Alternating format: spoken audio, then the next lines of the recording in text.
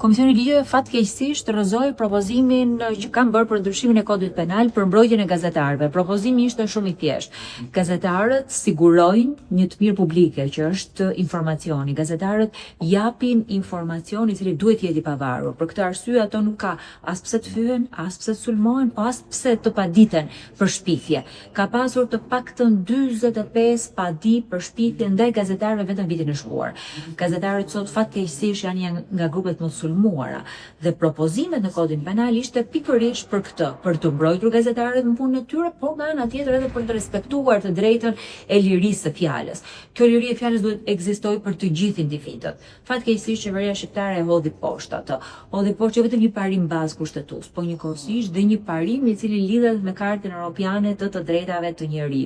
Liria e medias ka qenë në rrezik për vite me radhë. Media është sektori që ka pasur rënje më të madhe, sulme ndaj gazetarëve, intimidimet janë kthyer në një problem për Shqipërinë dhe kjo është reflektuar dhe në vlerësimin e reporterëve pa kufi.